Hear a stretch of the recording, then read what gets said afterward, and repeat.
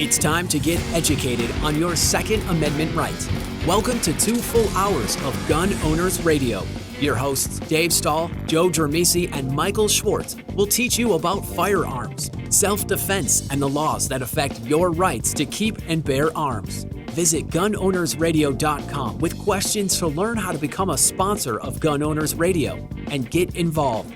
Together, we will win. Now here's your hosts, Dave Stahl, Joe Germisi, and Michael Schwartz on The Answer San Diego. All right, folks. Hey, welcome to Gun Owners Radio, FM 96.1, AM 1170. The Answer. Where's our voice box? He's not feeling 100%. Up to snuff? Yeah, so it's back to me. We've been wearing him out. You know, I'm on the B team. You're on the B team. Put me in, coach. Hey, does selling your home stress feel overwhelming? Well, let me tell you, it doesn't have to be that way. We got Scott Vinson from Caldwell Banker Royal Realty. Scott Vinson is the perfect guy to help you sell or buy your home. Scott has also been a San Diego County gun owner board member from the start. So if you're moving, let fellow Second Amendment supporter and real estate broker Scott Vinson help you sell your home. That's Vinson. And he can also find you another home somewhere in the United States. Let him do the legwork. 619-948-2459. Tell him you heard it right here on Gun Owners Radio. That's Scott at 619-948-2459. Or go to scottvinson.com. So did you hear Rittenhouse kill 2 black guys? Excuse me? Did you hear Rittenhouse kill 2 black guys? I don't understand the question. Well, you're reading. If you go to Brazil or if you go to Bolivia, the reports are that he killed 2 black guys. I don't know what you're talking about at all. The Rittenhouse. Yeah, I know who Rittenhouse is, but I don't know what you're talking about. That's reports. what the media is telling everybody. Where did you see that? Brazilian media. Is that yeah, well, Brazilian media, some of the local. I haven't seen that. Isn't that insane? I'm extremely happy you got acquitted, though. I am too. I am totally happy. Had he not been acquitted, that would have been an enormous blow to self-defense. Okay, but do you think the fact that he was acquitted is going to ramp up the attack on gun owners? Yeah, I mean, like they needed a ramp. Well, I know that. But it's. And I only say that because now they're calling him a vigilante. Yeah, of course. They've been doing that all along, though. Yeah, but now they think they have ammo, so to speak. Pun intended. But they don't. They couldn't get their riot started the other night, so it's not as big a deal as they think. Yeah, but they did in Portland. Well, yeah, that's Portland. They've been rioting there every night anyway. I think that's a prerequisite. Aside from, aside from all the kind of the ancillary crap, like, well, why did he cross state lines, and why was a 17-year-old there, and all that other stuff. Okay, fine. The most important part of this was a person who was being attacked and acted legally. Yes. Acted legally, and had they found him guilty of something, it would have chipped away at everyone's ability to defend themselves. Right. You would have lost, a little bit more of your ability to defend yourself. Now, people say, "Well, gee, when am I going to be defending myself at a riot with an AR-15?" Well, that's not the point. The point is the circumstances. It's not what gun he was using or where he was or how old he was. He was attacked by 3 different people, and he defended himself perfectly in the eyes of the law. As far as self-defense goes, he did that. He did that perfect. That was a textbook. I mean, what he did was textbook. It was perfect, and I doubt that many adults would have responded. It was that a way. perfect storm all the way around. So now, if he was found guilty of something, then that textbook would have to be changed. That your rights would have been cinched down a little bit. Well, now you can only defend yourself, as long as whatever is happening. However, it would have. But this was an enormous victory in defending your right to defend yourself. I totally agree.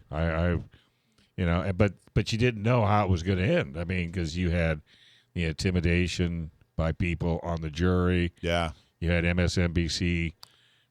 Well, he wasn't chasing the jury bus. He just happened to be in the vicinity and got a speeding ticket. What a coincidence. Yeah, it was. I lost my train of thought. Don't now you there. hate that? It was going to be good. Now, what about the Aubrey case? Particularly, by the way, that the third person who attacked him, that was extremely textbook. He didn't actually defend himself until the gun was being pointed at him. He actually paused. Right. Right. And that was obviously, you can't say, well, he paused because he was nervous or whatever. He paused because he was following, the rules and laws and ethics and morals of self-defense, because he had just defended himself with lethal force against two other people. Right. So it's not like he was having second thoughts. No. And that gun was in his face. But by the time he pulled the trigger, it sure was. Now, I do say, I got to tell you, the one thing that I'll bet you a lot of our listeners and a lot of other gun owners are going to argue with me about, and that's fine, but I do somewhat feel sorry for those other two guys, the second and third person that he had to defend himself. And the reason I feel a little sorry for them is we touched on it a little bit last week. Here you have an entire crowd saying, "Hey, that guy just shot somebody. He's an active shooter. He help, right?" And you have two guys who believed that, it wasn't true, but they believed it, sure, and decided to try to help. Right. I kind of feel sorry and their for that. backgrounds of what their past has nothing to do with Now here's what's going to happen, though. Here's what's going to happen. Some listener out there is going to pick apart some nuance and play, quarterback, armchair quarterback. Well, the thing about blah, blah, blah. The reality is, if you're out there and you see something like that, I would imagine most people, particularly if you've gone through training and are carrying lethal force, most people that would at least pay attention. They wouldn't sit there and go, well, gee, golly gosh, and they'd pick apart the nuance or whatever. They'd go, something's happening.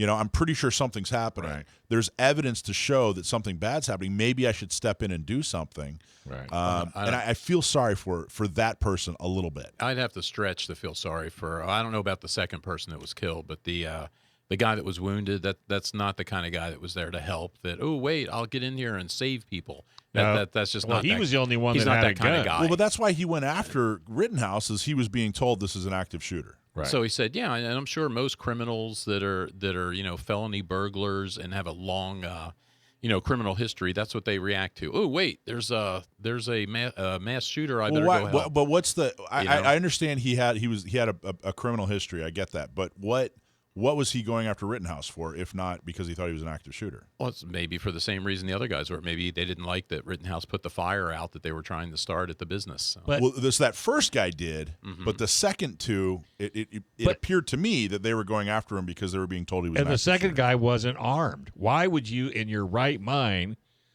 go after the second guy? He had a skateboard. Listen, so imagine this. Imagine this scenario. Skateboard. Imagine there is an actual serial killer or active shooter, an active, someone that's a mass shooter, whatever you want to say. Someone that's actually shooting up something, and somebody attacks them with a skateboard because that's the only weapon they have. If that scenario played out that way, if the person was an actual active shooter, this person with the skateboard would be a hero. Right. Wow, you did what? You jumped in, right? And attacked him as now again. Putting aside the context, of being, I wasn't out there. I wasn't at a riot. Yeah, I tend to not go to riots. Rittenhouse was out there. I don't think he should have been there. I think that he actually broke, Masada Ayoub's rule, where he said, look, if you're going somewhere where you have to have a gun, you shouldn't go there. That's a dumb thing to do. Yeah, and then, but the other side of that, though, is at what point, or is there a point at all, that you stand up as a person and try to stop this stuff? I mean, at what point do you help your neighbor? At what point do you do anything, or is there no point at all? We just don't. Well, I don't know, but this didn't work out for him real well. No, it didn't. But he did not go there to try to forcefully stop rioting. He went there to try to help protect property if he could, and to try to help with injured people if he could. I agree, and but he I had don't the gun with him because he was smart. And I think that there are a ton of adults out there that drop the ball by letting a 17-year-old go out there and do that. I don't think he should have. But I do think that's the only time this guy was carrying. Rittenhouse didn't walk around carrying a gun. He was going to a place where he thought, hey, I need to carry a gun. It's going to be that dangerous. The gun and the was rule there. is the gun was there. He understood. Didn't bring it. Yep.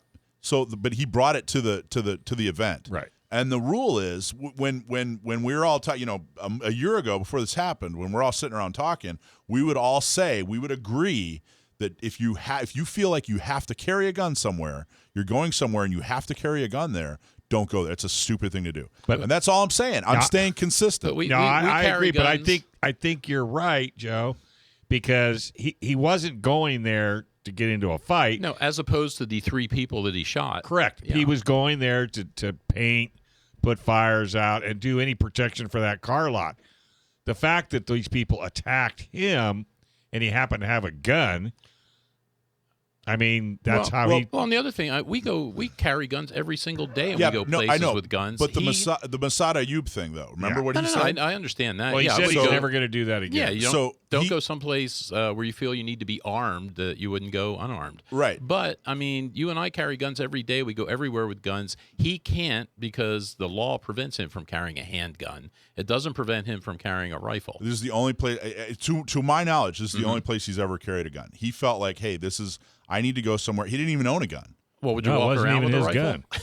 Yeah, but what I'm saying is this wasn't a normal part of his life. He Mm-hmm. went into a situation that he thought was so dangerous that he needed to carry a firearm. You and I would normally say that's a dumb place to go. That's not a smart maneuver. No matter if you had a gun or not. Now, this got politicized, because of the whole situation, and I think too many people have kind of thrown it out because we like picking sides.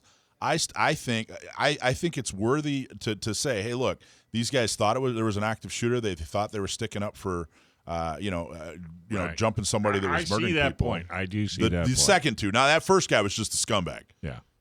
But the second two, I kind of feel for him. Like, hey, I got to wonder if someone is running through a neighborhood, or even if it's a riot or whatever, and they're telling, I don't know. You got to wonder how you'd react. Terrible. We talk about the danger of getting involved in third-party incidents, right? Joe, you got any money? Yeah. Because we got to take a break. Either that or you have to pay, one of the two. So learn about soft skills with Steve Tarani next.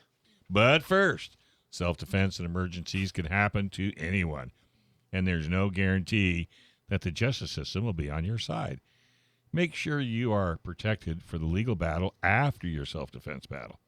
While you protect your family and property, U.S. Law Shield is here to defend you 24/7, 365 days a year, with comprehensive self-defense coverage at an affordable price. Bad guys don't take days off, and neither does our coverage.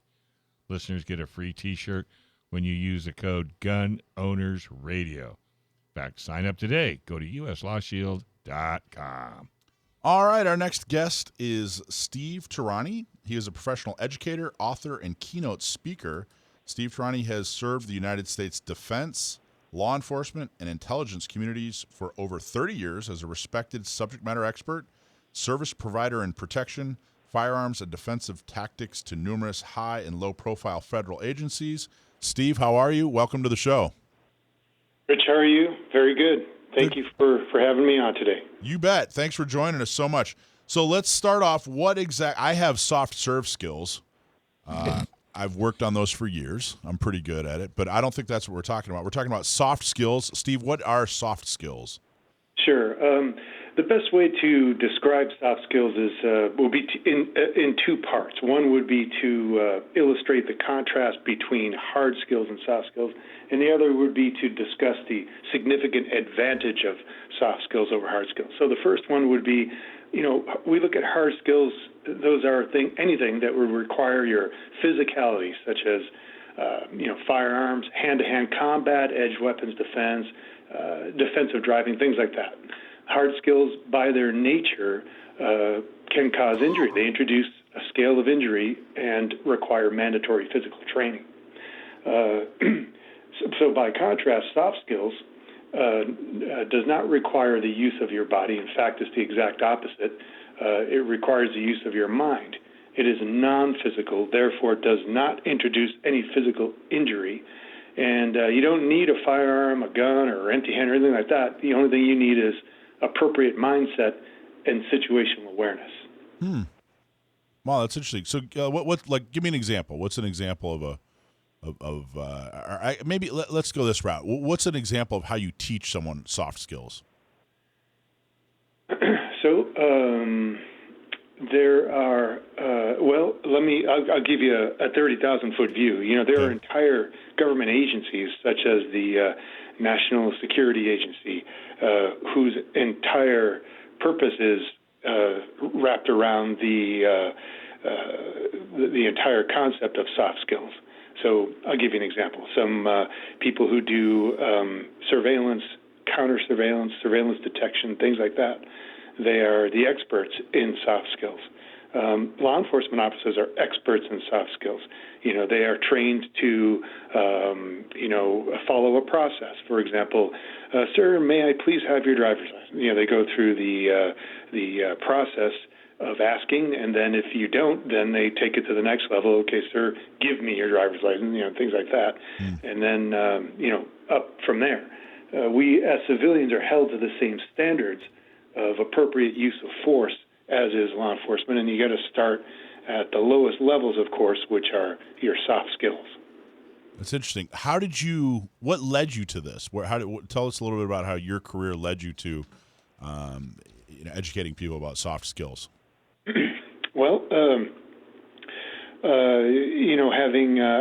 having served as a deputy for a short time, and also working as a federal contractor, and especially working overseas for CIA and other government agencies, I was exposed to situations and conditions where it was absolutely necessary for us to have hard skills. In fact, you couldn't get on that airplane unless you qualified, with specific hard skills for that assignment. But what was interesting to me, what I discovered in the world of protection and in law enforcement, in the world of a federal contractor, is that almost all, if not all, of those problems that most folks got into could have been solved without ever needing to go to guns. So it really interested me years ago, about 20-something years ago. This is what caught me on fire about that, is that, well, you know what? Bad things just don't happen to good people out of the blue. There's a series of events which lead up to that physical violence, and those series of events are what can be managed using soft skills. If not, then you have no choice but to rely on your hard skills. But why not solve the problem, without needing to introduce injury to the equation? That's interesting. So, in an ideal world, where should education about soft skills happen when a person becomes a gun owner? Well, you know how it is in the world of, for example, when you have a person who's never owned a gun before, and they decide, I'm going to own a gun. Well, then they think it's pretty much like a rabbit's foot or some type of a charm or something that's going to keep away all evil. But they don't realize that it requires quite a bit of training, for maintenance and safety and storage, etc. All the things that are required to be a responsible gun owner, and those are mandatory to owning a firearm. In addition to that, also comes your responsibility and to meet those standards for appropriate use of force. So, for example, someone raises their voice. Well, you don't have the right to just go to guns and solve the problem that way. How about de-escalating the conversation or de-escalating the argument, using your verbal judo skills, using your situational awareness to figure out, hey, what's another way to solve this problem? I've heard it put. I've heard other instructors say that, is your gun a whoopee? Are you, in other words, are you carrying it like your protective blanket when you were a kid, or are you actually putting the training in to so that you know what you're doing and you are effective with it? It kind of reminds me of what you were saying. Exactly. That's correct. I mean, it varies. I'm in my 21st year on staff up at Gunsight Academy, and I've seen literally tens of thousands of new gun owners over the past 3 decades. And I can tell you that there's a wide range from, yes, this is a lucky rabbit's foot, to, oh, no, I need to train with this and really get good at it. There's quite a range. So tell me a little bit more. So we kind of talked about it from 30,000 feet. Give me, if someone says, hey, I want to come in and learn more about soft skills, give me a little clearer example or a little bit, more detailed example. What are they actually learning? Like what are they learning? Or maybe describe a scenario where soft skills, get somebody out of trouble, I guess. Sure. Yeah. And it's what you use it for. You got to look at the gun, or I shouldn't say just the gun. I mean, it could be anything, could be a knife, could be a improvised weapon, whatever that is. If you need to go to that, that means that you are rocked back on your heels, and it is your only remaining reactive measure. Well, in contrast to that, utilizing your soft skills, that would be something along the lines of you're walking into a situation where you're in, let's say, an unfamiliar environment. Well, we can use everybody uses this word, situational awareness.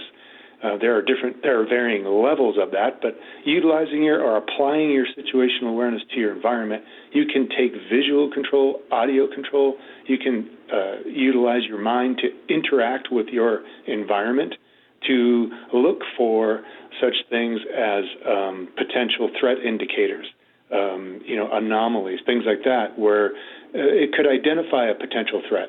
And if you do see something, then you've been made aware of it, and you can avoid it. So anything that's utilizing a soft skill is a proactive measure as opposed to a reactive measure, which would require the use of a hard skill. That's interesting. All right. Hey, we're going to have to take a quick break. Can you hang around? Yes, sir. Oh, that's awesome. Hey, our freedom of speech is just as important as our freedom of self-defense. And we are thrilled to support an American company like MyPillow. Go to MyPillow.com and use the code FREEMARKET3 and get up to 66% off America's best pillow. Get a great night's sleep and enjoy the satisfaction of supporting companies fighting against cancel culture. That's MyPillow.com and use promo code FREEMARKET3 for up to 66% off. All right, we brought back Steve Tarani. Steve Tarani. Or Tarani. Yep, and we're talking about soft skills. Steve, how should people train for mindset? Okay. Let's put it into focus before we go into the specifics like that. The focus would be we can ask our listeners to think about when they were very young, when say 4 or 5 years old, all the way up to this very moment listening to this broadcast. And in that time, what percentage would you say that you were in a knockdown, drag-out, punch-in-the-face, teeth-on-the-roadside curb fight versus utilizing your awareness to maybe see something and hear something and never really engaging physically? If you look at those numbers, it's about 2% that have gone through that type of stuff. Knockdown, drag-out fight, and 98% of that time was utilizing something else. So if you look at those percentages, 2% versus 98%, we look at all the schools and everything out there for hard skills. It's applicable to that 2%. My question is, what about the 98%? And to go right back into your question, Rich, it's about things that you can do to support that 98% skill. And one of them is very common, and that is being able to make some decisions by yourself without needing to go to a school or go to a class. And here's what I mean by that. You have to come to the agreement with yourself and accept the fact that bad things happen every day and that they could happen to you.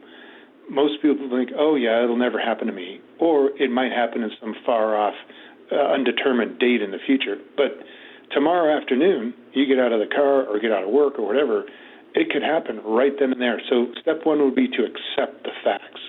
And then after that, to make up your mind. And included in the mindset is that your own personal safety is your responsibility. Once you've made that decision that it's your responsibility and you accept the fact that it could happen, then the third step would be to have the will to be able to do something about it. So what's something our listeners can do at home to practice soft skills? Okay, one of the drills is to always have a plan. And that would be, okay, let's say, I'm just making this up, you're taking the family to an outdoor holiday event. Mm-hmm. Okay, it's an open area. There's to something like that. If something happened, you'd probably have to run some distance if you needed to. So, for example, I wouldn't wear open-toed shoes or flip-flops or the clothing that was restrictive, things that would restrict you from being able to run in case something like that happened. Do you have something in the car, medical kit, things like that? Think ahead of where you're going, what you're going to be doing, and dress appropriately and prepare for that mentally.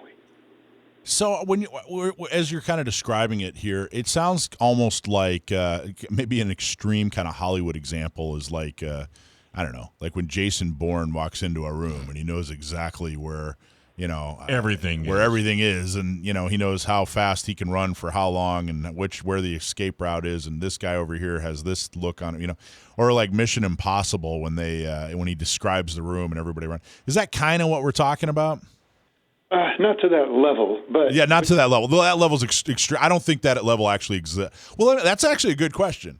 Does that level actually exist? Do you know? I would figure you'd be the person to ask. Are there actually human beings out there that have that level of soft skills, professional, whatever, spies or whatever? Does that actually exist, or is that all in the movies?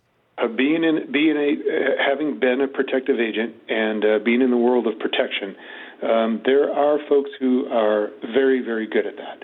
And to really clarify that, you can look. I'll give you an example. How many times have you looked at your watch to see what time it is and then looked at it again? Has that ever happened to you? Oh, yeah. Yeah. Here's the reason why. Your eyeballs were on it. You looked at your watch. Clearly, if somebody took a picture, you were looking at your watch, but you didn't see it because you were not mentally connected to it. You weren't there. Your mind wasn't connected. So many people can walk into a room and throw their eyeballs around the room and look at many things, but they can't see, or they're not trained to see. There's a big difference. It's not what you look at that matters. It's what you see. So now I figured it out. Yeah? Well, I collect tall radios, and I bought one the other day and put it in the house. 3 days went by before the wife figured out it was there. But yet she walked by it. I mean, literally. Soft skills. No soft skills. She needs to take his class, for sure. I think she needs to. I got a text from a school teacher that said you need to think about teaching soft skills to teachers, because she said the majority that teach have no idea how to do soft skills. Well, I actually do that. Funny you should say that. My company, we're hired, and we do have clients which are the more forward-leaning schools that are a little bit ahead of the power curve because they realize they can solve the problem without relying on their active shooters hard skills training. Wow, that's interesting. Okay, so that sounds like we just kind of described a very small My wife just texted me. She says, "That's me." You just described a small fraction of it, because after you're aware and you notice and see things that are going on, then there's a reaction. There's something you have to do to avoid having to use hard skills. Well, are you overly observant? Like when you go home, do you look around the house? So honestly, or no? I always sound. I feel like I sound like a dork when I say this, but I actually really am. I'm very observant. I always know what's going on around me. Me too. It's kind of ridiculous. Joe? No, I actually do. I try to make it a point to do that, but I mean, nobody's perfect, because I'll catch myself, doing things like you were just talking about your wife. We got a new mailbox in the neighborhood on our street, brand new, completely different than the old one, and I walked by that at least 3 times, didn't even see it. So, See, I try to be paying attention all the time. I've never done that. But I slip once in a while.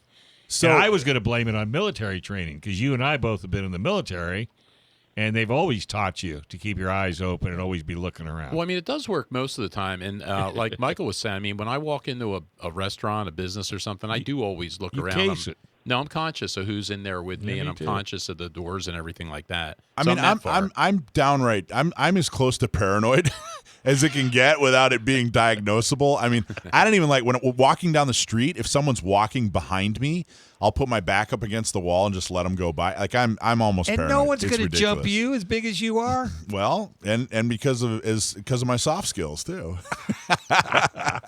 Hey, so all right, so Steve, so now you're self-aware, you're aware of your surroundings. But that's just kind of a minor or one step, I should say. After you notice, or after something happens, then there are soft skills involved in de-escalating a situation, right? There's a whole other chapter to this, right? Sure, absolutely. There's an extensive amount of training. And for example, I'm sure you've heard of verbal judo. Right. Exactly. Yeah. So that those are very good examples. Here's an extreme example, but it was a few years ago. There was a administrator at a school just outside of Atlanta, Georgia, Antoinette Tuft, and a active shooter walked into the school with a rifle, cranked off a round or two into the foyer, and she literally talked him down and talked him into putting the rifle on her desk and wait for the police to walk in. Wow. So how do you practice that kind of thing? Like how do you let's start with how you teach it. How do you teach somebody verbal judo? Well, so there is you have to look at a potential scenario from three angles, and those are, one is to take proactive measures. Do everything you can to avoid as best you can. And failing that avoidance, you then may have to make active measures, which are different than proactive measures. That means something's actually going on. For example, that guy you said that was following behind you on the street, you took an active measure. Your proactive measure was you recognized a potential threat. That was your proactive measure, utilizing your situational awareness of your environment. And then you executed an active measure by stepping away, putting your back against the wall. But you were prepared mentally to take reactive measures if it went a step further. So those are the three: proactive measures to avoid a threat, active measures to mitigate a threat, and reactive measures to respond physically to a threat.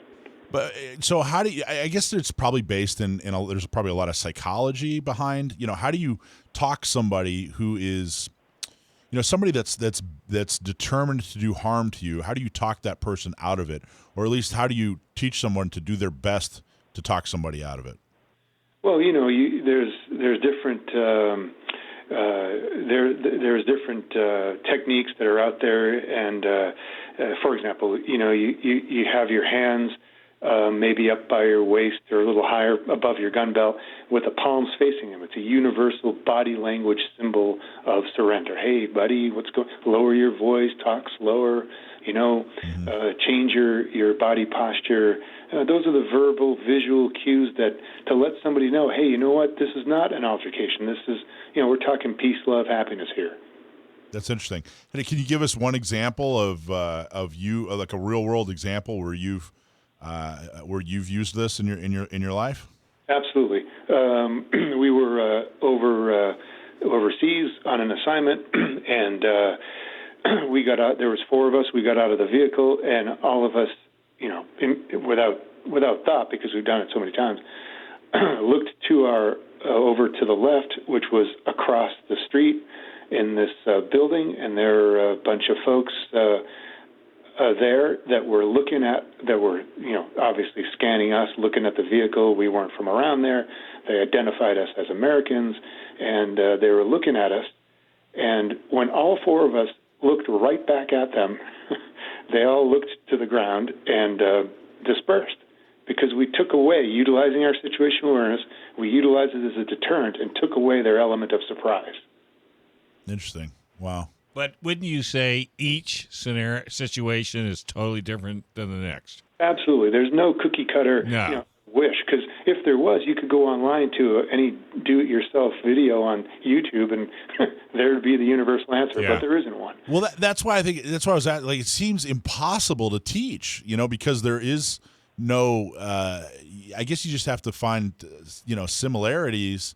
I think you just teach people to be. See, you're already aware / paranoid. Okay, Paranoid, sure. So it's not even in your mind. It's be like Mike. That's what you teach. I bet, like, if you go down the hall by yourself and walk into the restroom, you will kind of look it over before you go in and do the duty you got to do. You know, Dave, it's not paranoia if they're actually after you. Well, I know, but nobody is after you. Oh. But like my wife, she lives in another now. world where it's all dogs, it's all work, and she'll walk through life just totally consumed and doesn't think to look around. And I think, yes, you can teach it, but don't you agree, Steve? There are people out there that just have that. Maybe it is paranoia. I don't know, but they just do that. They look around. They assess things. I'd like to make a differentiation between paranoia and preparedness. So I like this already. Yeah, let's do this. See, I'm about to feel way better about myself. Go for it, Steve. Okay, you're in your vehicle, you drive up to a red light, and you stop, and then the light turns green. Well, when I pull up to a light and I stop and the light turns green, even when it turns green, I still look left and right because you just don't know. So do I. So is that paranoid or prepared? Yeah. There you go. Mike just stands on it. That's the problem. I was a Boy Scout. Be prepared. That's I was too. Maybe that had something to do with it. All right, so where do listeners go to learn more, Steve? Because my wife wants to take your class online. Okay, well, there's several options. One is I've written several books. My most recent, which I would recommend specifically for this, is Your Most Powerful Weapon, which is available on Amazon in both soft cover and Kindle. There's also my website, stevetarani.com, which I offer a free, free monthly newsletter in that newsletter, I present open source intelligence, which provides information necessary for your awareness of what's going on today and how to be prepared for things like that. I also write for numerous gun magazines, so my articles are out there every month.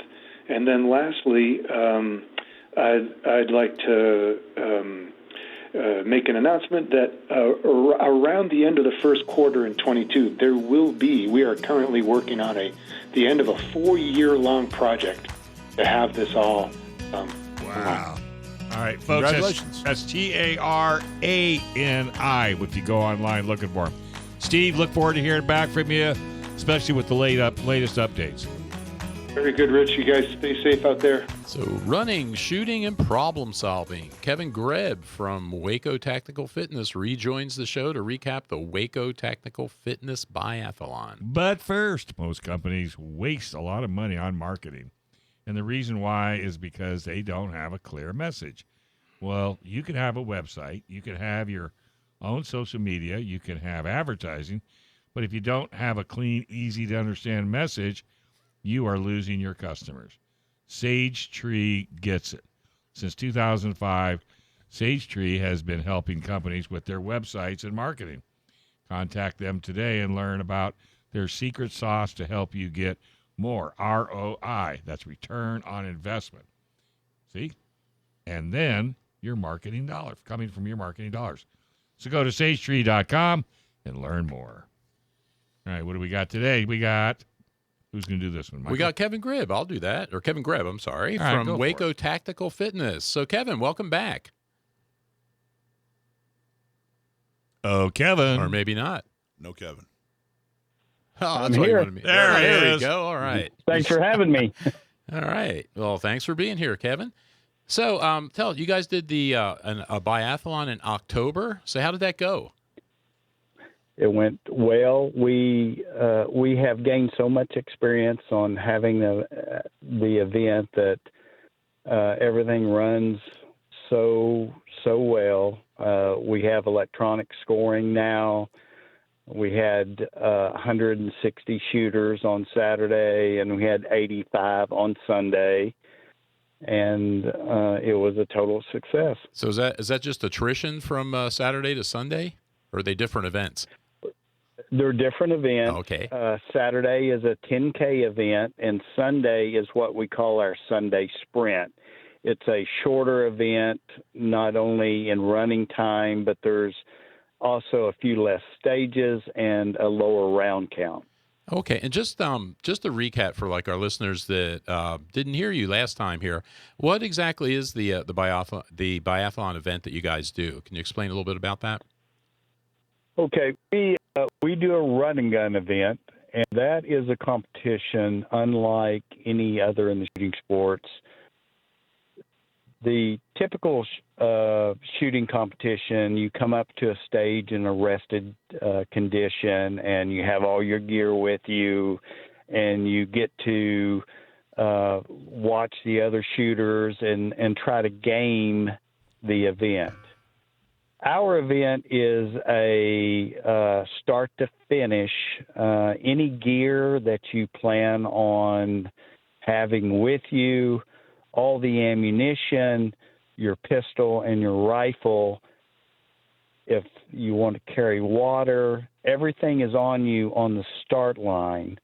And you leave a start line and you negotiate a course, which is very physically demanding, and you go through the shooting stages with all the gear on your back or on your person, and you negotiate it in that condition. We have always wanted to promote fieldcraft, and everything that we do is unknown distance. So your pistol targets can be anywhere from about 15 yards to about 40 yards. Your rifle targets can be anywhere from 50 to 500 yards.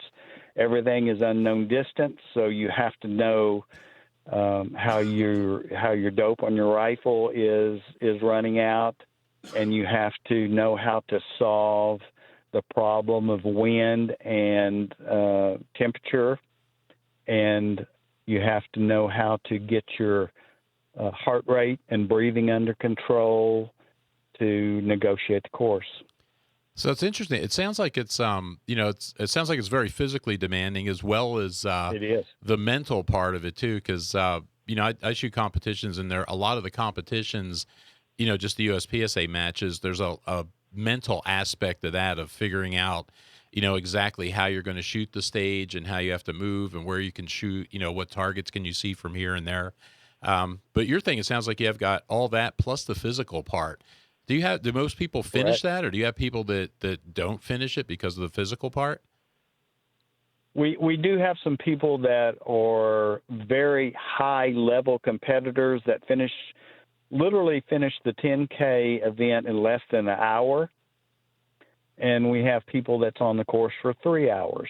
So we cater to everyone that feels they can finish our course, but there's really no time limit given other than each stage has to be completed within 3 minutes to successfully pass that stage. But time on the course is really not limited. So we have families that run together, mom, dad, children. We have groups of friends that compete together, but then we have the high-level competitors that run to win.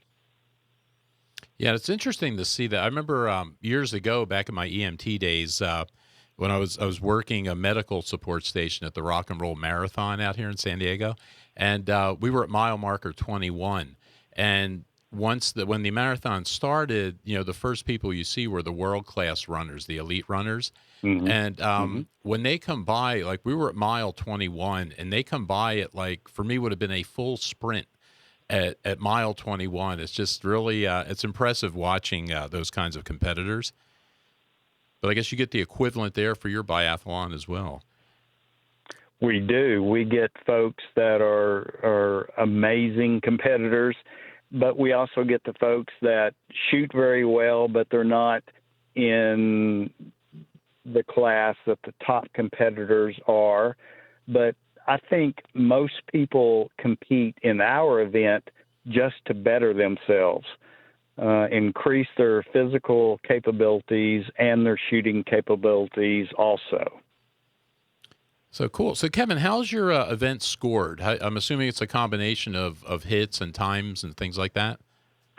It is. It is absolutely a combination of completed stages and run time calculated together.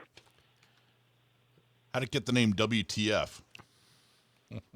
Well, it was kind of reverse engineered, Waco Tactical Fitness.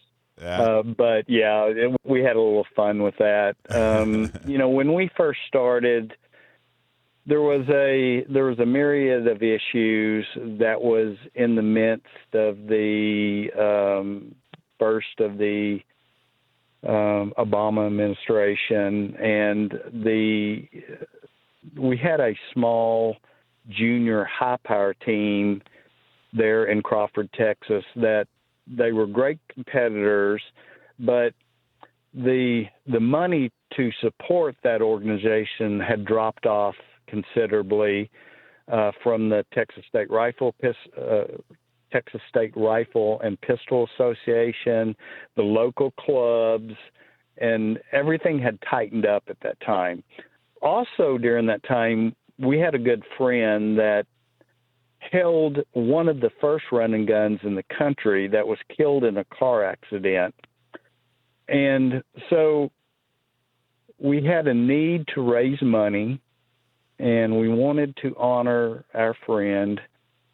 And we had also a gap because of the event that he had went away. So there was a need for an event, there was a need to raise money, and there was a need to honor him. So Dan Kaufman and myself came up with the idea of hosting the event. Awesome. PRMI Mortgage, primeres.com/Alpine. Hey, are you in the military? Are you looking for help with your VA loan? Or if you're just looking to buy, refi, or considering a reverse mortgage, call our local mortgage guy that you can trust. Call Chris Wiley at PRMI Mortgage. For nearly 25 years, Chris Wiley has helped local San Diegans with all their mortgage needs. Call Chris Wiley, 619-722-1303, or just go to primeres.com/Alpine. All right, Michael, what do you got? So I want everybody to know that we have a couple of Christmas parties coming up. In fact, San Diego County, Orange County, and Inland Empire, all those packs have Christmas parties coming up in December. So I want to make sure that everyone marks their calendar. Go to San Diego County GunOwners.com. That's San Diego County GunOwners.com. The Christmas party is up on the website, so you can get all the information there. It's December 15th for the San Diego Christmas party. And the next night is in Orange County. Orange County's got their Christmas party on the 16th, December 16th. Go to OrangeCountyGunOwners.com. And then Inland Empire, either go to RiversideCountyGunOwners.com or go to San Bernardino CountyGunOwners.com, and you'll see the invite for the Inland Empire Christmas party. Super important that you show. It's going to be a lot of fun, and it's free to attend. You don't have to RSVP. You don't have to pay. There will be there'll be some prizes and stuff like that. There'll be drinks and food for purchase, but purchase is not necessary. So just want to let everybody know, Christmas parties are coming up in December. Mark your calendars. Go to the websites. Check them out right now. Are you going, Joe? Yes, I should Going be. to all of them. There you go. Are you going, Dave? Sure. You going to the Christmas, San Diego's? Yeah, I don't know anybody else at the In Orange County? You don't want to come with me to Orange County? I'll go if you need We'll get another Maybacher and You want an either riding partner, I can get the vehicle. grab a burrito on the way. Oh, absolutely. That I can't wait for. Did you see my Silverado out there? I did. What do you think of it? It's big. Go ahead, Joseph. So, So we were talking about Rittenhouse. yeah, we were, and I normally, we normally talk about the article for the week here, and I'd written about the Rittenhouse thing a couple of weeks ago, and the angle I took on that one was the judge and Judge Schroeder, because it seemed like what I was writing about is it looks like we're going to get a fair judge, which is not always the case nowadays. So, and it looks like now at the end of the trial here, with the trial over, it looks like that proved correct. It looked like he was a pretty good judge, I think. Except he should have sequestered the jury. Yeah. Oh, they weren't sequestered? I didn't know that. No, they were going home. But Every night. It's interesting because the article I'm writing this week, and I'll get that published probably tonight or tomorrow. But again, a look at now that it's over, looking at kind of the good, the bad, and the ugly of the whole event. And, looking at the good, the good, obviously the verdict that was rendered by the jury, because it was, to most people that would look at that, it was an obvious self-defense thing. I mean, most gun people I talk to, feel that was textbook self-defense. I mean, you could argue whether he should have been there or shouldn't have been there. But that's not any illegal. of the other stuff. But, well, no, he has the right to be anywhere. Yeah, him being there is not illegal. And that's not what he was being tried for. Right. So, I mean, the fact that that he was acquitted, found not guilty on everything, I think is great. And the fact that the jury did that, it was a little bit nerve-wracking. I'd be curious to hear, I don't know, I suppose it'll come out eventually, they deliberated for over 3 days, 3.5 days, something like that, to reach that, which, again, to me, as I'm listening to this or waiting for this 3 days, I'm thinking, okay, how could this be, how could you talk about this for 3 days? But you don't know. I mean, it could have been one person they had to convince, or they could have been going back and forth. It'd be interesting to hear. Well, what they talked about. Thing to think about too, and a lot of your commentators are talking about. They said a lot of the reason why they drug it out as long as they did, because they didn't want to have the impression that it was a snap judgment, or they made that decision quickly in fear of starting all-out riots. So they kind of drug it out intentionally. Well, that could be. And, one of the other good things there was, again, going back to the judge, that, the way he conducted the trial, it seemed like he was pretty fair. He ruled for and against both the defense and the prosecution at different times. He was real aware, I think, of the media and how corrosive and corrupt and just vicious these people are. And, and trying to keep that from influencing the trial. The other thing with the judge, too, is apparently he and his family were getting a lot of death threats and things like that. He says he may never do another televised case like this. Yeah, and again, because of the media behavior. Right. And, they stoke that kind of stuff. And I think it was I think those are the good things that I saw with that. Well, let's talk a little bit about, what are some misconceptions? Like, for example, let's just start rolling through some of these misconceptions. The fact that I think that there's a common misconception out there that came from the media or wherever about the case that he was mostly spread by the media, of course, but that he was illegally carrying the gun. He was not illegally carrying the gun, and he illegally crossed state lines carrying the gun. Well, yes, wasn't, nor it wouldn't have been illegal anyway. Or that crossing state lines meant anything at all. It was an obstacle or some kind of, it sound like you're in a foreign country. Yeah, it absolutely had no bearing on anything at all. In fact, it was no different than, crossing from El Cajon to Santee. But the other misconception was he was not the aggressor. Right. Well, it gets back to the corrupt media, though. The first thing, okay, well, Rittenhouse shouldn't have been there. Well, neither should the three people that attacked him. Right. None of them were from Kenosha either. Well, and he was there for a better reason, if you believe his reasoning. Yeah, they were. He didn't instigate. I guess he was, and you can see this in the trial. He was actually running towards a fire to put a fire out. Right. It's funny. The prosecutor asked him, "Well, why was he in such a hurry to run towards the fire?" And he said, "Well, because it's a fire." Which I thought was pretty hilarious. That was the same prosecutor that asked him why he used the hollow point bullets that explode in you when they get into you, and the same prosecutor that pointed the rifle at the people in the court. Yeah. Right. Well, so Rittenhouse was not the aggressor. He was running towards a fire, and someone else started chasing him. That horrible guy. The guy who just got out of jail that morning is what my understanding. Right. And it was for molesting children. And he shows up at this demonstration with the bag from jail that had all his stuff. I guess in jail they put all your bag in. I've never been to jail. Yeah, you saw John Belushi get out in the Blues Brothers, right? Right. Exactly. Exact same police car. Got in the police car, and all he's got is his bag. So this guy was with. There's not even a question. It's not subjective. It's not an opinion. This guy was the aggressor 100%. Rittenhouse tried to get away from him, and when he couldn't, defended his life.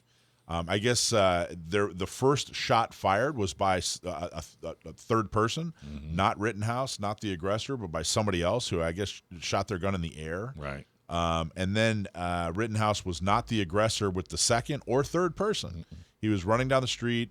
He said to go turn himself into cops, which he later tried to do. That's on camera. He turned himself into cops, and they said just keep going. They obviously didn't know what had just happened. They just see this guy saying, "Hey, I'm turning myself in," and they were like, "Look, just we're here to keep the peace," or whatever they were doing. They didn't do anything. So there were more than one misconception there, and when facts started actually coming out, I think it was really, really interesting. And this was such a videotaped incident that there shouldn't have been any confusion at all as to the facts of the case. But see, when we started the show, I think I said it off air. I don't think I said it on air. I said, yeah, Rittenhouse killed 2 black guys. And you looked at me and said, what the hell are you talking about? Because if you follow the media, there actually was media outlets saying that the 2 guys he killed were black. And the gentleman that got shot and was crippled that started the whole Kenosha thing, he was dead too. He wasn't actually, apparently he's not dead. He lived. Yeah, he's just paralyzed. But, I just think there's probably a lot of room to do a better job. Oh, my God. Well, take a look at the article. You'll see the good, the bad, and the ugly from the Rittenhouse And when's that going to stuff. be out, sir? Tonight or tomorrow. Let's put some pressure on you. There you go. Say about 6:30 Which tonight. is it, tonight or tomorrow? Let's do tomorrow. Let's do that. All right, we're going to take a quick break because do we have Ryan Rodgers up next? We have Byron Rodgers. Oh, I'm that'll sorry, work. Byron. Yeah. All right, so normally we'd have Executive Protection Agent Byron Rodgers call in and talk to us about some cool stuff, but I guess he's not on the line. But that's okay. We're going to talk about another great partner, There you go. National Concealed Carry Association. We are so proud to partner with them. They are a 10-ring partner of ours, and NCCA exists to serve the Second Amendment community by providing a nationwide network of 2A advocates, offer elite self-defense and concealed carry training from the nation's top instructors, and provide rock-bottom prices on the best selection of gear and accessories. Join them today. Members get great prices and free shipping. So you can learn a whole lot more. Just go to National Concealed Carry Association.com. What'd you guys think of Steve Tarani? What'd you think of that, the soft skills interview? I thought it was very interesting, and I think it touched a lot of people. I mean, I got quite a few texts, people asking them, where can you find out about it? And it's interesting who has those skills and who doesn't have those skills. Yeah. Be interesting to have him on, and because I'm sure he can tell us the makeup of the person. I mean, is it somebody that's had military? Is it somebody that's had a job where it was trained? I got to tell you, it sounds less like military skills. It sounds more like sales skills. I'll bet you. That's a good point. I'll bet you that the typical sales guy is going to have better soft skills than the typical military guy. Well, I told you about the guy at the car dealership. He was single, and he always had a boat and vacation locations on the back of his credenza. When a young lady came in, and then as soon as the family came in, he had a picture of his wife, his 2 kids, and his dog, which he wasn't married, but that was his soft skill approach, to soften things up. Yeah. Is that what they call that? That's soft skills? I think that would be considered a soft skill. I used to get asked a lot, especially when I was in finance and banking and that kind of stuff. Back when I was working for banks and investment firms, I would get asked a lot, by friends of mine, their kids or whatever. What should I major in? To get into this industry, should I major in economics or finance or whatever? And I told them, find some kind of marketing. Figure out how to, talk to people, how to sell, how to that sort of thing. Yep. So valuable. I think there are a lot of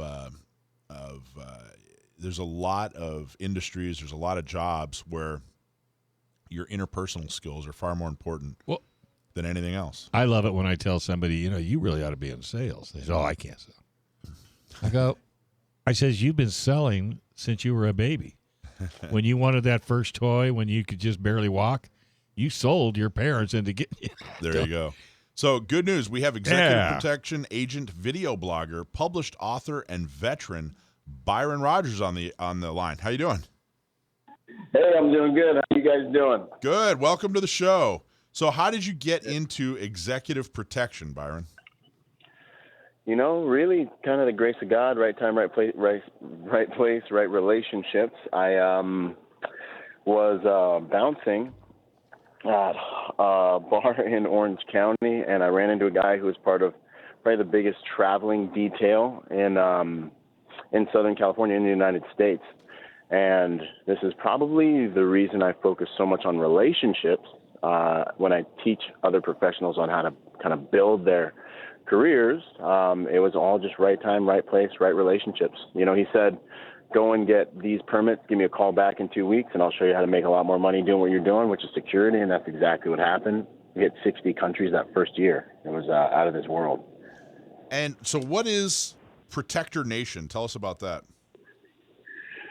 Protector Nation is, so my mission, really kind of my life's purpose, is to multiply protectors in the world. I look at protectors as kind of the white blood cells in humanity. And I've been a protector my whole life with, the Marine Corps, going to Iraq with the infantry with 3-1, and then into being a professional protector. And so through Protector Nation, I look to equip, civilians, first responders, military folks with, skills to help them really get better at the art of protection. So we bring in some of the best in the world. I mean, we've got, well over a dozen, almost 2 dozen of the, really elite instructors.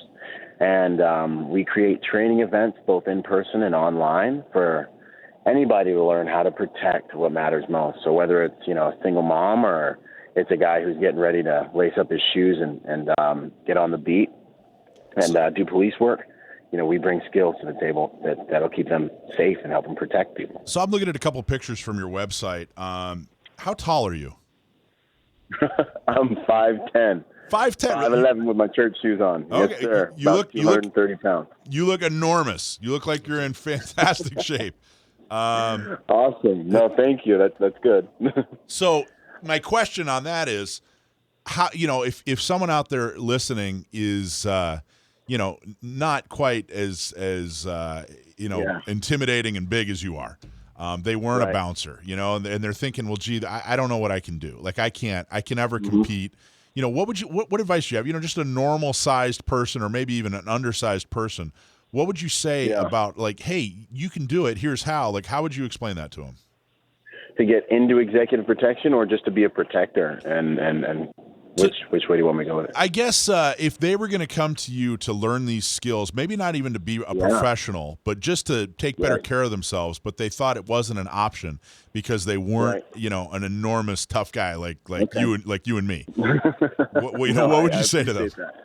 And really, the answer is twofold. And on the professional side, being big and scary is not a requirement for the job. A lot of times, people want folks that can blend in to protect them. So it's something that's really popular. So everyone can get involved as a professional protector. Now, with the reality of protection, as it pertains to every person's life, I believe protection is the one skill or competency that allows us to enjoy everything that it is that we love. So I would say, I would say that personal protection starts with the person. Self-defense is all about the self. So understanding how to, and this is what I do for the 1% of the 1%, is I help them live a safer pattern of life. So understanding how to live a safer pattern of life, understanding how to recognize, behavioral profiling is something we talk about a lot at Protector Nation. Understanding situational awareness, but people always say situational awareness, going deeper into it. So, understanding context, understanding tactical positioning, and understanding how to run a rolling risk assessment of your environment. There are so many soft skills that will help you avoid 90% of things that can happen. And the hard skills are for that 10% you hope you never have to use. And if you do have to use them, having the training to help you understand when you have to bring in a force multiplier, any type of hardware, to even the playing field has everything to do with you knowing what you're capable of. And there's so many case studies, I do in social media, tactical protection reviews, it's a bunch of free content about people protecting themselves in real world combative situations, where you'll see, the elderly protecting themselves, women, people that are less physically potent, effectively protecting themselves because they understand these ABCs of fundamentals of real protection. You know, it's funny. We actually interviewed. This was not planned. We planned the interview, but we didn't. It's a coincidence that we're both folks that we're interviewing today talk about soft skills. We just interviewed Steve Tarani about soft skills and had a whole conversation. It was really, really interesting. So you have the benefit of the audience knowing what you mean by soft skills because we just talked about it a couple of segments ago. So what's your advice if you were going to tell somebody, hey, you know what? Here's something you should know about soft skills, or here's something you can use right now regarding soft skills. What would you say? I would go right back to my ABCs of protection: context, tactical positioning, rolling risk assessment. These are three things you should always be considering when you're moving around the world. You know, context, understanding transitional spaces. You know, attacks happen when you're not in a safe place, i.e. inside your place of business sometimes, or i.e. at your house when you're going from one safe place to another location, macro and micro. That's from your car to your front door. That's from your trip from LA to New York. So understanding context, where you're going, what time, like what kind of threat level should I be at relative to where I'm going, and actually doing something about that ahead of time, and maybe coming up with a plan or keeping your eyes open because of that ahead of time. And then going into, you know, tactical positioning. Where have I placed myself physically in an environment? Does it give me visual mastery so I can see what's going on? A visual edge? Does it give me an edge with regards to escape and evasion? Or does it give me an edge to fight? Or there's things in that environment I can utilize if I am forced into to have to use physical force, right? So understanding, you know, context, tactical positioning, and then getting into a rolling risk assessment. You know, what is the risk of me being here relative to my actions? Am I exposing myself and the other people's actions in my environment? And just overall, what's going on? And if you're managing those three, that's how I break situational awareness up. And I do it that way because people just say situational awareness like it's just a fix-all, or like they say mindset like it's a fix-all. Right. Without getting granular with it, it's really not a very valuable explanation for how you can use soft skills to protect yourself. So that would be my just 2-second, that was very well put. That was excellent.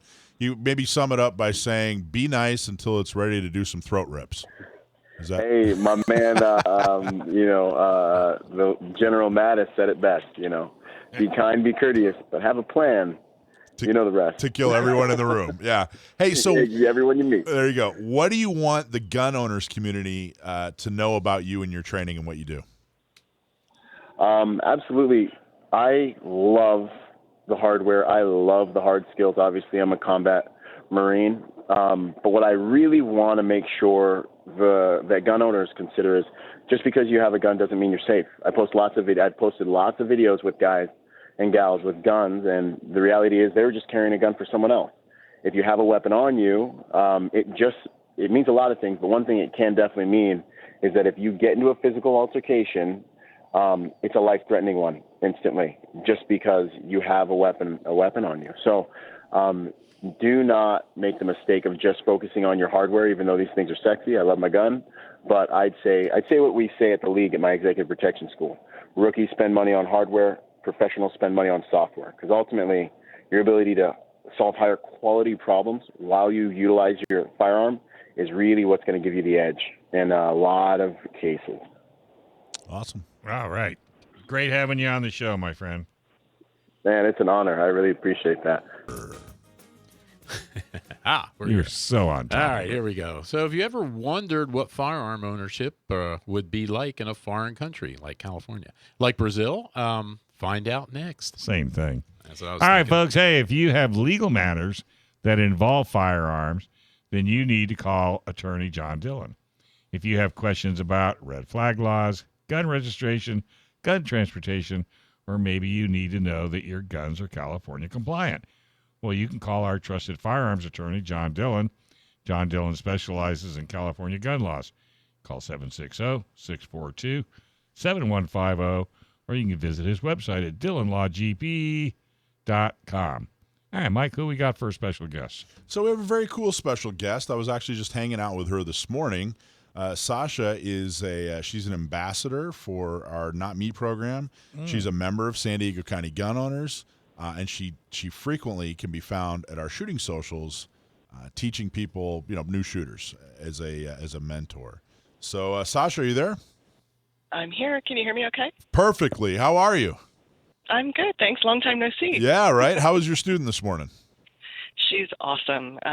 She was a little hesitant just hearing the shooting around her. So, her flinch reflex was a little dicey, to say the least. Yeah. But she got over it. We just practiced one at a time. And like I always try and tell my mentees, when you're going to have, if, God forbid, if and when you're going to have to draw your gun in a protection incident, it's not going to be calm. It's not going to be a really cool situation. You're going to be panicked.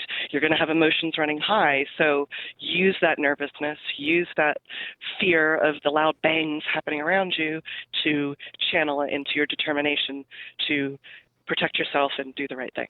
So let's talk a little bit about your life. You have not always lived in the United States, right? Where are some of the places you've lived? No, it took us 19 years to immigrate here legally, and meanwhile, I lived in Canada, where I was born, England, Switzerland, and Brazil, and then back to the U.S. for college in between. And you lived in Brazil for most of that time, right? Am I right? 5 years. 5 years in 5 Brazil. years. Yes, where my husband is from. So talk about firearms ownership let's talk specifically about firearms ownership in Brazil, but then maybe we'll touch on the other countries as well. Well, so there is no real ownership of firearms in the other countries, Wow. literally speaking. So that's why when I moved to Brazil, the first thing my husband said was, okay, well, we're going to go get you a gun. And I looked at him like he had three heads, and I'm like, what are you talking about? I've never owned a gun. I've never shot a gun except for a BB gun, out in my grandma's backyard or something. What do you mean a gun? I said, I'll just call 911 if I'm in trouble. And he laughed, and he's like, well, there is no 911 here. And the shock of that statement sat with me for a little while, and I didn't understand. What do you mean there's no 911? He said, Sasha, this is a place where if you are in trouble and you need help, you help yourself. You have to defend yourself. You have to defend your home. And so we went out, and he bought me a little .38 Special snub-nose Taurus, which was fantastic revolver, and I'm so sad I don't have it any longer. I think that's a Brazilian company too, isn't it? Taurus? Yes, Yeah. Taurus is, yes. And they make great guns. Yes, exactly. It was a perfect little gun for my first gun. And I literally had to start from the beginning and learn all the basics, and then move to tactical situations within my home. So wait, just like that. So you'd never even considered owning a gun before, and then boom, you have this Taurus revolver in your hands. Would you remember it being odd, or was it kind of exciting? Or was it was terrifying? It was terrifying. It was terrifying. So both my husband and father-in-law are I should call them gun hoarders, not gun collectors. But my father, of course, they have a firearm in every room of the house. But this is in Brazil. Didn't you say that there really isn't? I'm confused by that statement. So in the countries I'd lived before, England and Canada, there was no gun. Oh, I see.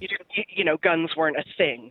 Gotcha. Not even the policemen in England have guns, for goodness sake. Okay, but it was different in Brazil. Citizens. And Brazil, it sounds like it was extremely necessary because why is it so dangerous? Is it corruption, or why is it so dangerous in Brazil?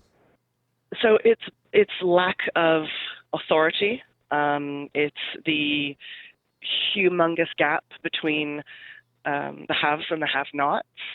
And frankly, policemen are paid about $150 a month. Jeez. So would you put your life on the line for $150 a month? No. Probably not. Maybe 160, but not 150. And so, when you're looking at that situation, there's the violence got really bad when we left. That's one of the reasons we left Brazil, because the violence just got to a point of absolute terror for everybody. Jeez. And everybody we know that could get out has left the country permanently, to live and so on. But no, it was terrifying when I first got those guns in my hands because, as I mentioned, both my father-in-law and husband are huge collectors. So they had a little array of guns, shall we say, for me to try as my first time. And I remember I picked up a 1911 of my father-in-law's. It was huge and chromed, and this thing looked so fancy, and I felt like James Bond. And of course, they're the experts, so they were all just, commenting about, well, she'll probably shoot like that, and she'll probably do this, and da-da-da. And it turns out that I shot perfectly on target, right in the bullseye for about 7 shots, and then my thumb hit the magazine ejector. And so the whole magazine dropped out of the bottom of this gun. And I freaked out, and the gun dropped, and the magazine dropped, and it was just, like, what is going on? I had no clue what I was doing. Wow. So when you were in Brazil, did you kind of get into it as a hobby as well, or was it purely, hey, this is a tool because we don't have 911? Not as a hobby at all, as it was a tool. My husband did have actually a federal CCW down there, so he could get on planes because of his work, what he did, and that was enough of a scare for me. We have been chased in a car with him and his best friend in the front seats, and the other wife and myself ducked down in the back while they're exchanging gunfire with people that are trying to carjack us, just because we're trying to go to a restaurant at night. There was a lot of situations, Jeez. and I was not even remotely prepared. And then I think that all changes when you become a mother. Really? Talk about that. Like, did that really? Did that kind of? What did that do? Give you some sharper fangs, or what did that do? Well, it made me leave Brazil when I was 5 months pregnant. Jeez. Because I knew that I couldn't handle that. I was not capable of being in that mode of self-defense all the time, because I took it seriously. And previously just before I got pregnant, I did actually get held up at gunpoint by 5 people with weapons, and it went sideways very, very quickly, and frankly, I'm lucky to be alive. Talk about that. Give some of those details. So that was, noon on a business day, and my Dodge Caravan was an imported car, so all the parts are expensive, and the air conditioner broke, and so I had to drive. It's noon, it's hot. I have to drive with the windows open slightly. Well, I wasn't prepared to I didn't realize, I didn't understand that I couldn't crack the window only to the point where someone couldn't put their arm through the window. And anyway, I was stopped at a traffic light in a 3-lane road, and I was second or third car back, and a little kid came over to my window and started asking for money, like they do at every traffic light there. And I kind of, shooed him away and said, no. And he was being very insistent. And then the light starts to change, and people start moving, and this kid doesn't get out of the way and let me go. And all of a sudden and also you have to understand, he was speaking in Portuguese slang. So although I speak Portuguese, it was very difficult to understand the slang and that vocabulary. But I did understand when he said, if you don't give me your money, he's going to blow your head off. Jeez. And I just went, that part I understood. Yeah. What was that? What was that feeling? I mean, hair go up on the back of your neck, or that must have been chilling. Cold. I went ice cold. And I swear I get emotional every time I talk about it, because I'm sorry, I Sasha. just knew. No, it's okay. I'm working through it, but it's just because I knew that was the situation my husband had prepared me for. Wow. Because he had said over and over and over, look, it's not a matter of if, it's when. And when it happens, he's like, you keep your mouth shut. You cannot let them know you're a foreigner, number one, because you will be kidnapped, and you will likely be raped and killed, and they will still ask for a ransom, and we're going to pay it to find your body. And so that was always drilled into me. And he just said, you keep your mouth shut, and you give them everything, and you don't look at them. Just hand it over. Just hand it over. So that's what I started doing. I didn't move. I'm obviously in the driver's seat. I barely let my eyeball go slightly more to the right so I could get a little bit more peripheral vision. And I saw a man with his whole arm through the window with a gun about 3 to 4 inches from my temple. And I just picked up my bag with my right hand off the seat, my purse, and I handed it out the window to the kid. And he said, no, the money. And I thought, oh my gosh, here we go. This is what he was warning me about. So I reached into my purse to get my wallet. I handed him my wallet. No, give me the money. Because see, down in Brazil, everybody carries 2 wallets. They carry one wallet with their documents and money, and they carry another wallet to give to these bandits. So he didn't. A story like, I mean, that is so intense. Well, I can't don't interrupt her. We're almost going to break. I got to hear the end of it. Go ahead. So it basically, and meanwhile, all the traffic is moving. I'm sitting in a 3-lane road at a traffic light with all the traffic going around me. And the first question everyone always asks is, well, didn't anyone do anything? Well, there was 5 people with weapons. Who's going to do what? Everyone's going to turn into Swiss cheese. So anyway, basically luckily I had just been paid by my student. I was teaching English down there, and I handed him the cash. And it was only after I handed him this little wad of cash that the kid on the left side of my car left, the man with the gun through the window on my right left. There were 2 other people on each corner of my car on the right-hand side, and there was another person on my back left-hand side. Jeez. So had I made any attempt whatsoever to move, to get out of the situation, frankly, to even look in their direction, I would have had my head blown off. So were you armed at the time? No, because to have a CCW in Brazil is very, very difficult. Wow. It was at the time. So that's why having my husband having a federal one was great, because I felt like, whoa, we're fine as long as I'm with him. And these things tend to not happen when your husband's around. So, Sasha, you're an extremely hardworking volunteer for San Diego County Gun Owners with the Not Me program for San Diego County Gun Owners, with our shooting socials. Is this your motivation? Guns and Moses, sure. Is this your motivation because of your experience? Is that why you're so motivated? Absolutely. As soon as we could, that's what I did when we got here. As soon as our citizenship came through, the first thing my husband and I did was go buy our weapons and get on the list for a CCW. So, Sasha, did you walk in the house that night and say, well, it happened? Well, to be honest, it was really traumatic, and no, I actually just pulled into the driveway, and I couldn't even get out of the car. My husband heard the car just running, and he finally was like, "What is going on?"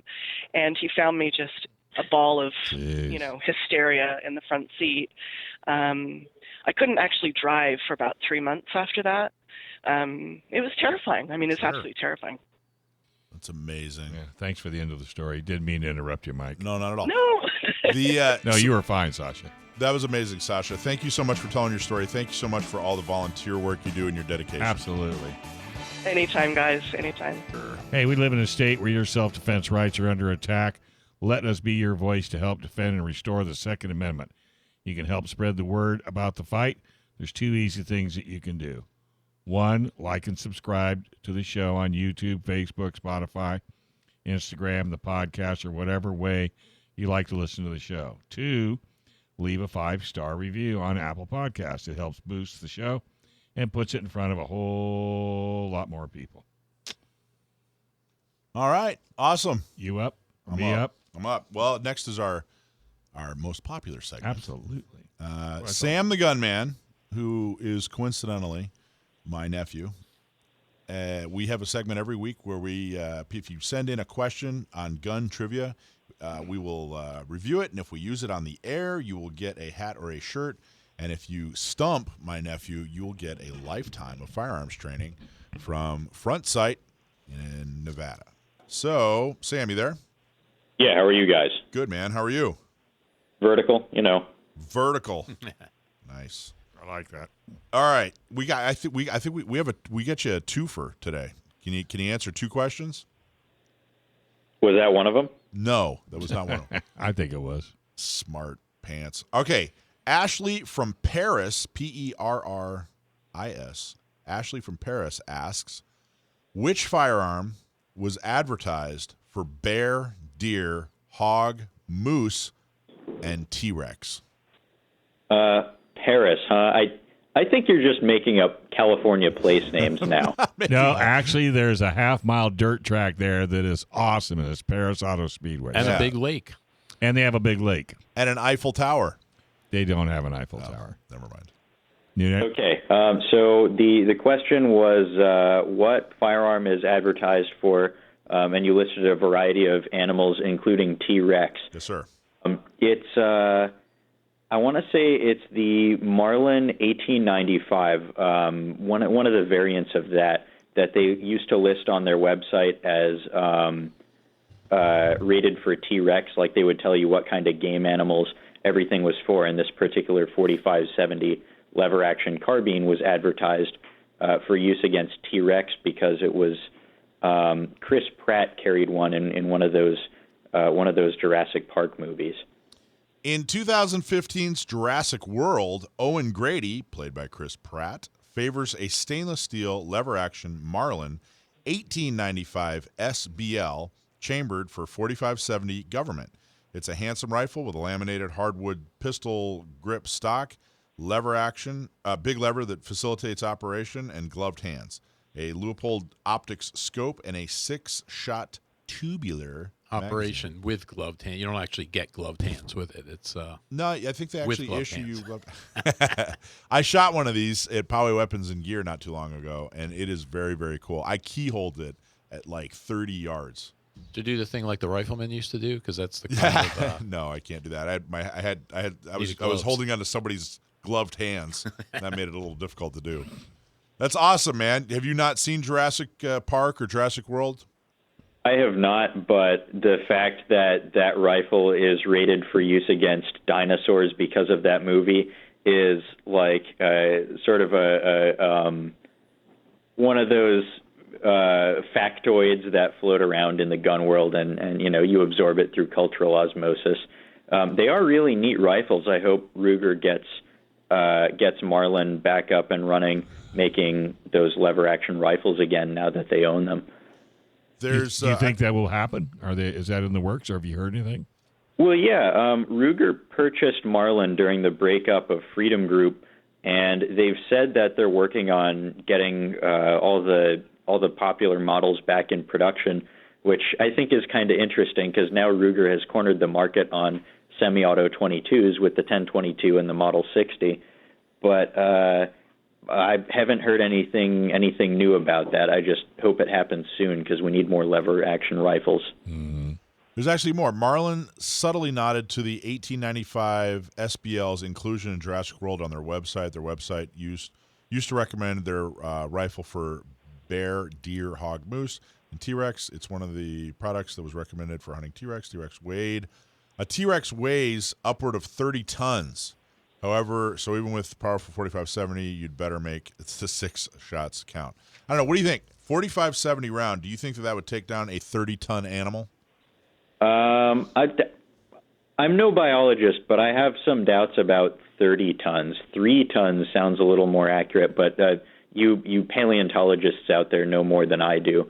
So someone's probably screaming at their radio receiver right now that I'm full of crap. But the thing is, we just don't know a lot of things about their biology and their anatomy, like how thick their skin was, things like that. So it's hard to say. And I'm not a biologist. I'm not a paleontologist. But 4570 is no joke, especially in a modern loading. It is big. I mean, it's seriously like a tube of lipstick. It's so big. Okay, so we have a second question here. This is from Rich in Chula Vista. He wants you to define, he's looking for, when it comes to, hang on a sec here, precision shooting. So when it comes to precision shooting, the term dope, where does that come from? What's its history? What's it mean? Thanks for writing in, Rich. And Chula Vista is something I have heard of. Still not sure if it's real, but I've heard of it. Now, dope. I can't say offhand where it comes from, but the dope on a rifle refers to the way the scope is zeroed. So because an optic is not directly in line with the bore, and because bullets follow a ballistic trajectory based on gravity and air resistance and all those sorts of things, you will zero the scope so that the bullet is hitting dead on at a particular range, and then your dope is how much it rises or falls above the center of the reticle at any given range. You'll see some precision shooters have a little dope chart, sometimes taped to a lens cap or taped to the side of the rifle, so that they have a quick reference sheet for what their point of aim should be at a particular distance. Totally accurate. Also a saying you might have heard about being able to hit whatever it is you're trying to hit. It's not the dope on the weapon, it's the dope behind the weapon. Totally accurate, but they're looking for why do they use that term dope? Why dope? I want to say it's an acronym, but it is. What's an acronym? I've heard this, but it escapes me at the moment. It's we kind of semi stumped you then. I think Rich from Chula Vista might get. They're at least going to get a hat or a shirt. They might actually. I might give the half a membership. Might give half a membership to Front Sight. It's what is it like? Drop over something? Data on personal equipment. Data on personal equipment. You'll never forget this. Now, here's the thing. Anybody out there, I'm not 100% confident that this person gave us the right answer. So research it, Sam. Anybody out there listening, if you send us evidence that is not the right answer, and send us what the right answer is, and and support for why that is the right answer, we'll give you a prize. With the other half of Rich's membership. We'll give you the other half of Rich's membership. Exactly. All right. Awesome job, Sam. You did good, buddy. Yeah, thanks very much for having me on. Interesting questions. I thought so. Have a great Thanksgiving, too, bud. Yeah. You too, and thanks, everyone, for tuning in and for writing in. We'll keep stumping you, or try anyway. Trying. Yeah, you can keep trying. All right, folks. Hey, subscribe to our show on Apple Podcasts, Google, Spotify, or YouTube, whatever your favorite flavor is. And please support all our great sponsors: San Diego County Gun Owners, U.S. Law Shield, the Dillon Law Group, PRMI Mortgage, Scott Vincent and Coldwell Banker Royal Realty, Sage Tree Web Development, and National Concealed Carry Association.